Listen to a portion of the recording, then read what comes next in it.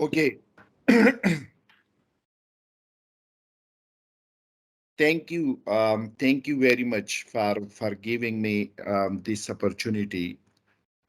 It's a unique opportunity to present, especially the pressing issues.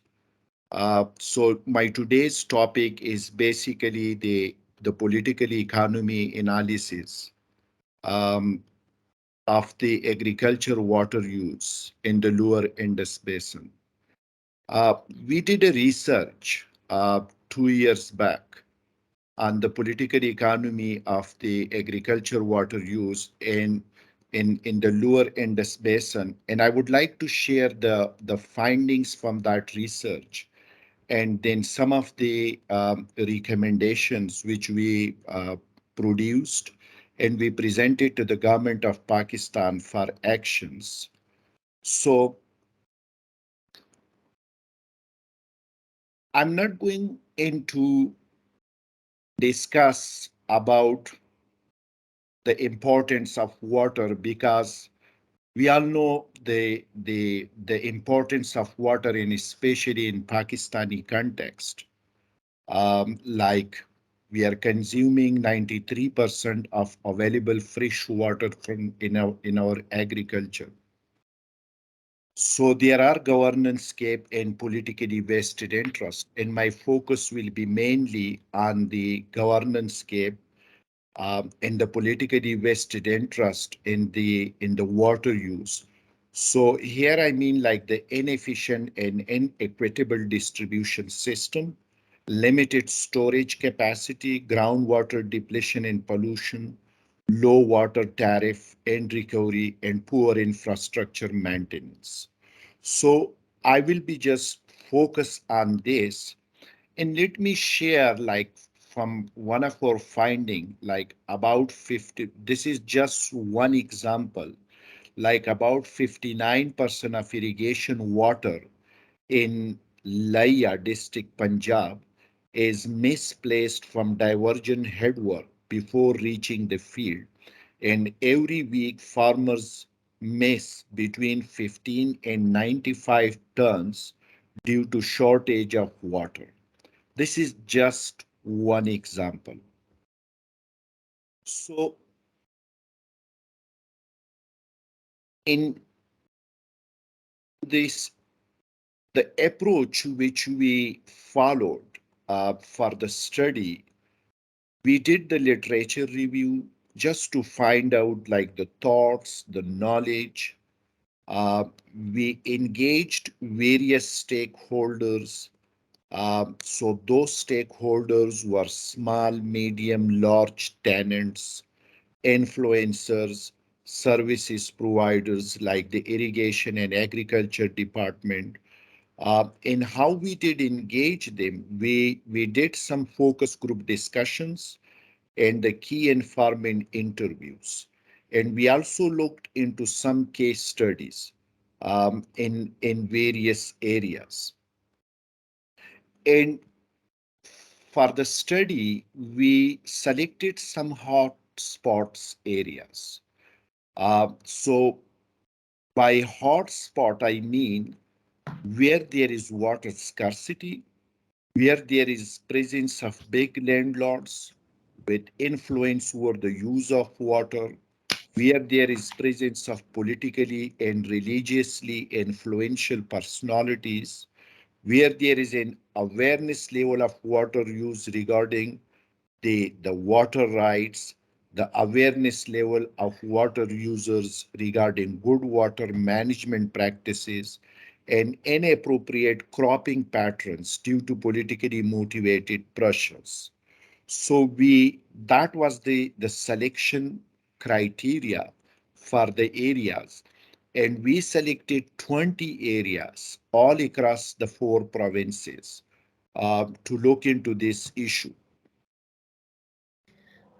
Sir, So are you presenting something? I mean that is there any presentation? you want me to show you the presentation? If you have, it would be good. Sure, And I I will just present, Yes, share the yes, presentation. yes, yes, share.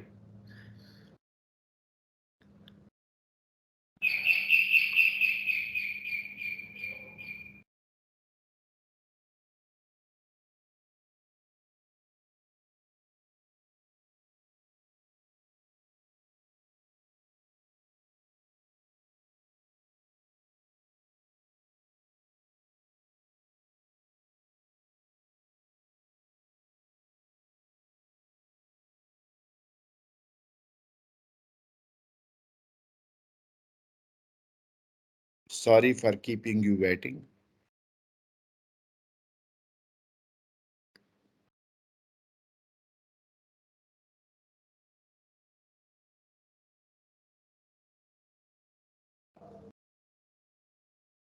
Actually, sir, we are recording these sessions, and then after we uploaded these to our YouTube channel.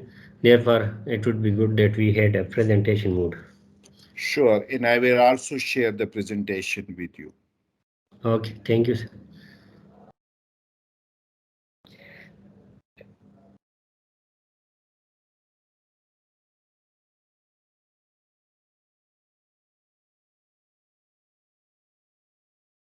Yes, it's look good. Can you see it now? Yes, yes, yes. We can see. Okay, so the areas which we selected for this study, as I said, like the hotspot areas. So those were like from Sindh was Badin, Dadu, and Khairpur district. Um, in Punjab, it was Rajanpur and Bahawalpur district. And in KP, it was Dera Ismail Khan and Swat district. While we also took some of the Barani areas like Talagang and Pindadan Khan and Chakwal districts. So these were the hotspot areas we selected for the focus group discussion, for the key informant interviews with the farmers, like with the small land holding farmers, with the influentials, the big landlords, with the with the government departments like the irrigation department, with the agriculture department. So these were approached. So what we found the transboundary and riparian issues. These are like the international issues. The long-term dispute between Pakistan and India, the lower riparian and the upper riparian, uh, the lower water availability for crops dependent on the Indus River system. So there is a long dispute between these two countries um, on especially on the availability of fresh water. Uh, Another issue which we found, and it's also obvious from everywhere, like the interprovincial or co-riparian disputes. And for that, the Indus River Water System Authority was established. But still there is a major trust deficit between the provinces, despite like the presence of accord between the provinces, despite the presence of the Council of Common Interest. So that's still the trust deficit still exists. Another point which we found was the access to information and transparency. So there is an incomplete or asymmetric information among prime stakeholders, like the small, medium farmers. So there's a lack of information. The farmer don't know what is happening on the ground. So more prominent on the farm um, level due to insufficient extension services, impact of climate change, economic value of water, ownership of small available land, less than 5 acres. So these were the information, like, the farmer didn't know. Like, for example, if you ask from a farmer about the impact of climate change, so the farmer doesn't know that what is that impact, and how that is the climate change is impacting the crop yield and other things. So and the extension services, for example, agriculture extension services. So the farmer doesn't know about those extension services, like what those guys are doing. So these are the things which we found during the. So there's a complete lack of information and transparency.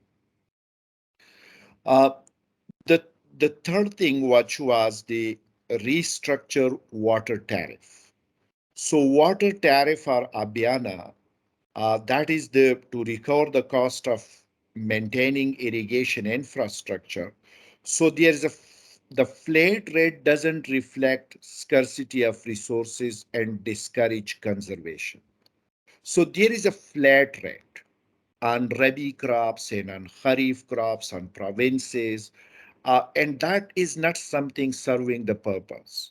That is something discouraging the conservation. The recovery is also poor.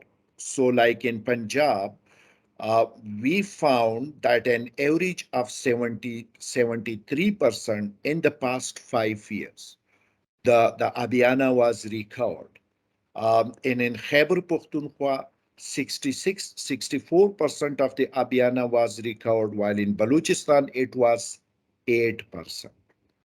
While in Sindh, it is lower than KP. The political influence and rent seeking results in dissatisfaction with service delivery and revenue collection. So there's a huge political influence exist. The rent seeking mechanism is still there. And that is something which results in dissatisfaction. So rethink farmer organization. You all know that the farmers organization were established under the institutional reform in water management. And that is something we found that increased the complexity as representative of influential farmers elected further their own interests to consolidate power. That is something we found, that this is something created a next tier of power.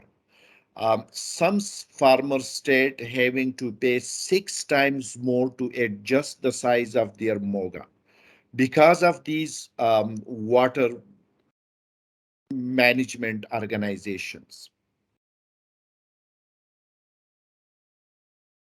So the fifth point, which we found, that is the increase institutional empowerment and coordination. So relevant organizations operate in silos with little coordination, information sharing, and implementation power. Like if you look to the agriculture extension services, they have very limited coordination with the water, with the irrigation department. The agriculture extension department has limited coordination with the provincial authorities, with the district and the provincial authorities. So that create an ineffective execution of national climate change policy because of lack of empowerment of relevant agency or implementing organization. And approval of the draft national water policy, that is something has been approved, but its implementation is still in question. So, and the sixth point which we found, that was the women in water. So the subsistence farmer working under harsh condition, little or no economic security, um, culture rooted in patriarchy excludes women from decision-making roles, access to credit, and land ownership rights. So they and the people don't count women role in in the decision, um, because they are saying that that women has no right to make decisions, especially on the water related issues. So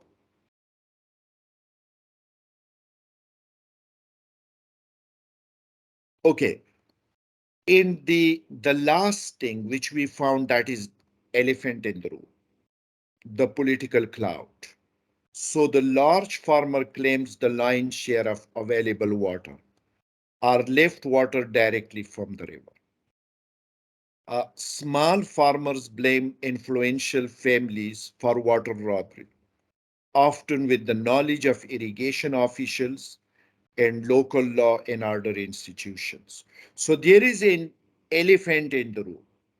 So the influentials, they they control the water. And the poor families are the small landholders. They don't have any power to control. So and this is the big issue, the vested interest. So what we suggested at that time, we suggested an inclusive implementation of national water policy with support from stakeholders. So everyone needs to be the part of this inclusive process. That is something we suggested. Although, like, for the implementation, a committee was formed led by the Prime Minister, and we strongly recommended at that time that this is not something going to work. So, the implementer needs to be the part of this process. Reform relevant institutions with clear roles, responsibility, and coordination, like the Indus Flood Commission, Indus River System Authority, Council of Common Interest, Provincial Irrigation Agriculture Extension Department. A, a huge reform is needed in all these institutions. Gender-sensitive national awareness campaign needs to be launched, wherein key stakeholders learn of the importance of water, its economic price, impact of climate change, and easy to adopt conservation methods. So these three were the top recommendation which we provided to the government. And tight price of water with high rates of successive units of water used in attempts to recover the cost of irrigation infrastructure maintenance. So the Abhyana needs to be revised. It should not be a flat rate. And a strategic partnership is needed with national and international NGOs, independent water sector experts, donors to promote good governance in farmer organization and help practice better water management technologies for small farmers. This is something we the partnership is needed at all levels. And an intervention in the water sector require a paradigm shift. Like reform in the water sector should be based on problem-driven political economy analysis. It should not be like reform just for the sake of reforms.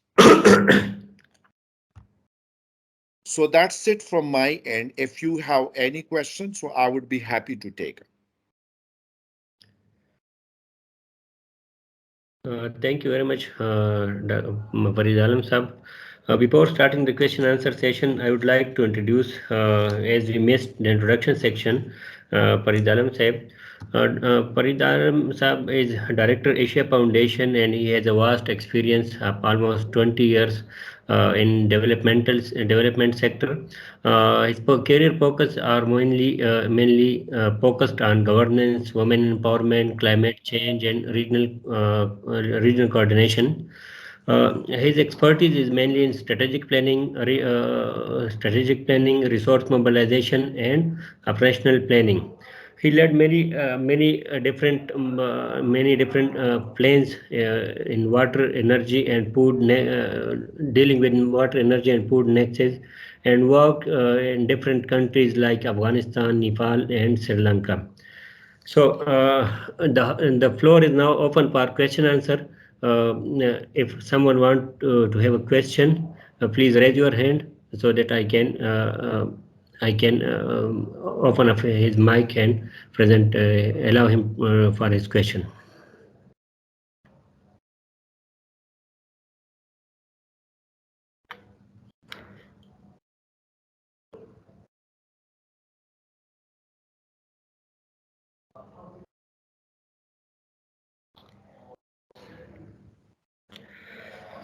Uh, Professor Bob, please open up your mic and ask the question. Yes, thank you very much for a very interesting presentation with many challenges. My question is sort of what do you consider to be the next steps? I understand recommendations have been made to the government of Pakistan, but the question would be, what are the opportunities to follow up or to see some solutions developed? So where do we go next? What are the next steps? Okay, yeah, that's an excellent question. And what we did um, after the presenting our recommendation to the government of Pakistan, we we were focused at that time on the water, energy, and food nexus. We were looking into that nexus, and for that we did this study, like the political economy analysis of agriculture water use in the Lower Indus Basin, because we were looking into that nexus. And what we did after this, we thought that it's important to have a framework for the government of Pakistan on the water, energy, and food nexus. And for that, we brought together stakeholders from the provinces and from the federal. Like we did consultations with the provincial stakeholders in KP and Balochistan, Sindh, and Punjab. Like we engage the irrigation department, the agriculture department, the emergency response, like the PDMA, the provincial PDMAs, the provincial disaster management authorities. We and especially youth. And experts in the water sector from the civil society. We brought together those experts and other stakeholders at each province level, and we looked into these issues, that how we can strengthen coordination, for example, between the stakeholders, between the departments, how we can strengthen the coordination between the federal and provincial, and we developed that framework. So, and we shared that framework uh, with the federal government and with the provincial governments, that through this way the coordination can be strengthened. So we did that bit. We also did, like the as I said, like there is a lack of awareness. So for that we organized um, you know um, seminars, conferences in universities in all four provinces, in some target universities, not across all universities. We did some awareness on the importance of looking into the nexus between the water, energy, and food. What we did, we established a water research center in Karakoram International University. So, and because we thought that it's better, like Karakoram or the Gilgit-Baltistan is like an upper riparian for the other parts of the Pakistan. So we established that center just to create a kind of connection between the students and between the departments. So this is something we did, and I think all other international NGOs and the government department should work on this, the coordination, and should work on, the just to make sure that the paradigm shift is happening. Because, in most of our life, we have seen blaming India, for example, on our issues of water management. We should manage the water by ourselves and then should look into the upper riparian issue. We have the governance issue here in the lower riparian, and we are not looking into those issues, and we are blaming them for the wrongs what we are doing here. So that's neat. Like the for example the national water policy that needs to be implemented in its true spirit. Like last year, I participated in a workshop in Islamabad, and I asked a question from the Ministry of Water that what are the achievements you have made since 2018 in the national water policy? Have you done any review yearly or after 2 years that what you have contributed in achieving the national water policy? What will be the next step? They they counted few of their achievements, but they didn't did any evaluation, and that needs to be done properly. So we need to be serious in our business. That is something we have conveyed to the government, to the provincial government, and to the federal government.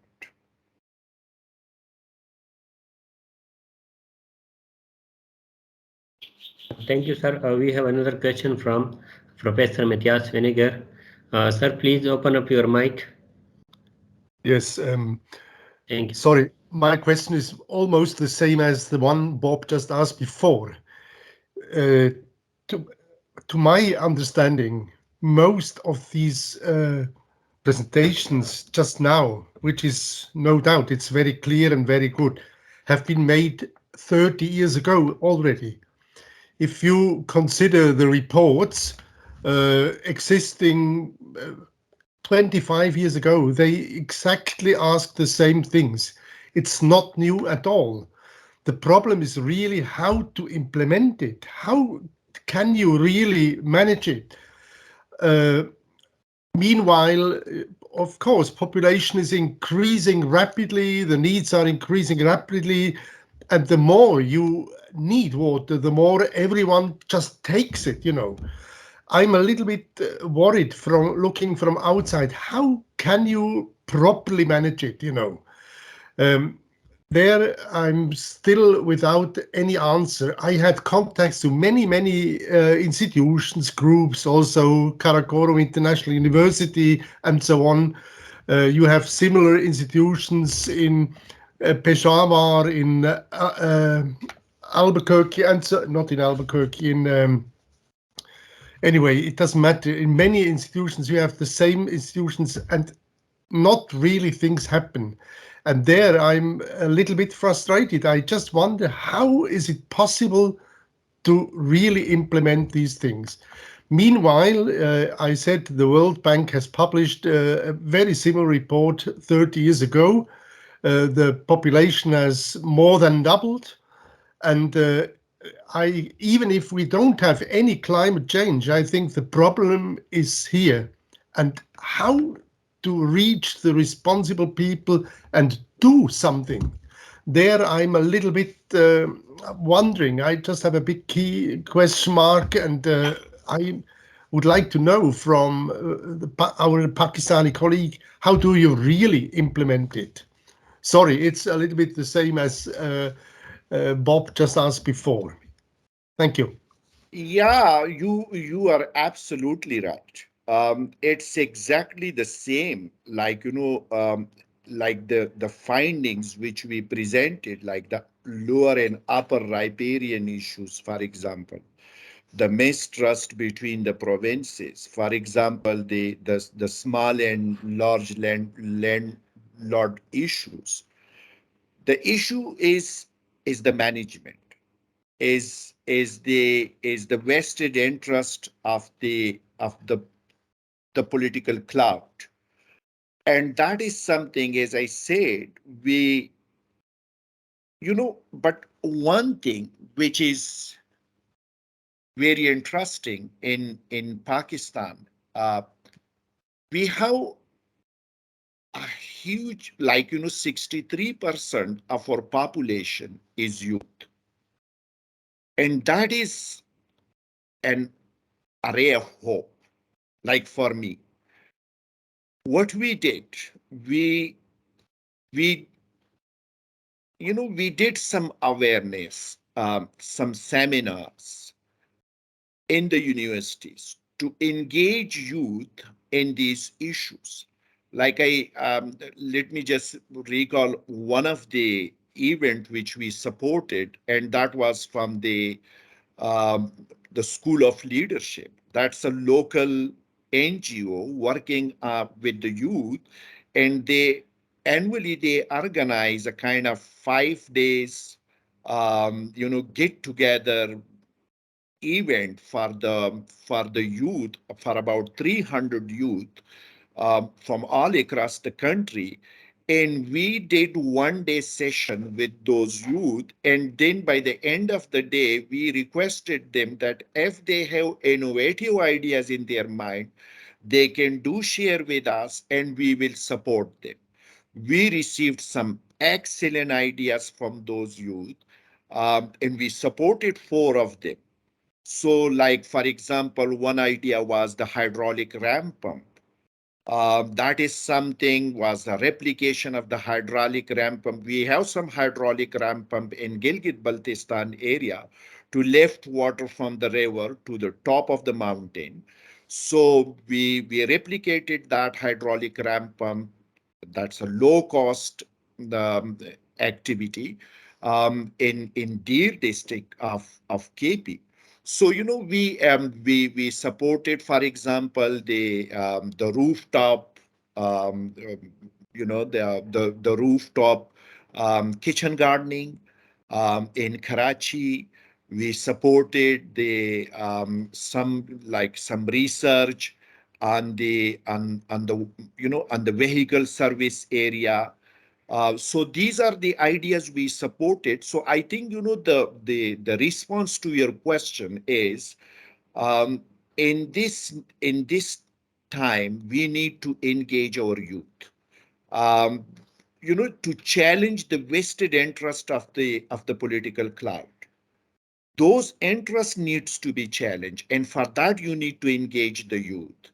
You need to engage the universities. Like, I appreciate these kind of sessions, just to engage the youth and to inform them about the issues, the challenges. And then these things, and thanks to social media, then these things just go to the social media and the people just start discussion around these. So the issues needs to be discussed, then you can find the solution. If we are looking for solution from our political leadership, you will never find it.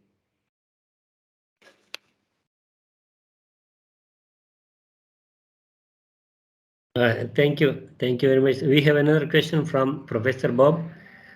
Please go on, sir. Yeah, thank you, Mukhtar. I just want to follow up briefly, and I think that these challenges are not restricted to Pakistan, and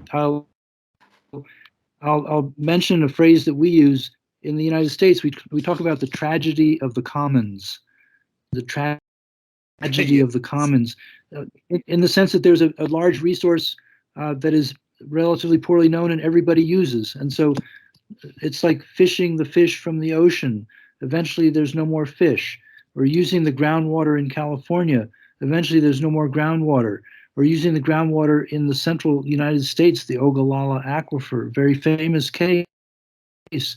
There's no more water. And everybody uses it without understanding the fullness of the resource and its limited capacity. So one of the ways to get around this is of course through education, and it's a wonderful concept to approach the youth, the 63%. I think that's wonderful. I'd be curious to know if there's ways in which the curriculum even it might even be in the secondary school level, could be enhanced so that the population grows up with a better understanding of the limited nature of the water resources in Pakistan. Thank you. Yes, that's a brilliant idea. And I think, I have seen some of the changes in the curriculum, but those are not enough. Like, it's a very controversial subject. I don't want to go into this in detail, but you need to to bring the pressing issues as the part of the curriculum. Like in our curriculum, we like what we have taught in our school time, mostly like the 1965 war, the 1972 war, who was the champion, who was so we and but one thing I'm very happy on, and that's something I want to discuss. What change I have seen in the last 3-4 years, especially like the other key stakeholder, for example, uh, the military bureaucracy, the civilian bureaucracy, they are now taking interest in in water issues. Like for example, I was approached by Hilal. That's a magazine. I think it's a monthly magazine or quarterly magazine, issued by the ISPR. And I was approached by them, and they asked me, can I share a kind of, an article with them on the water challenges. I have seen few articles by Dr. Ashraf in Hilal magazine on water challenges. So that is something, I see it as a positive thing. But the curriculum needs to be enhanced. There's no question about it. I'm not talking about the secondary. You mentioned about the secondary, but I'm talking about from the primary level. It needs to be enhanced. The climate-related issues, challenges that should be the part of that curriculum. And it's not Pakistan issue only. It's a regional and it's a global issue. Climate change is impacting all across the world. And we, as a developing country, are much more impacted compared to other countries. So that needs to be enhanced.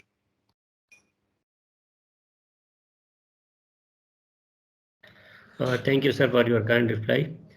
I think we don't have any other question. Thank you, sir, for your kind presentation. Please open up your camera if possible so that we can take a group photo. And sir, you will have to close the sharing option too. Yes, sir.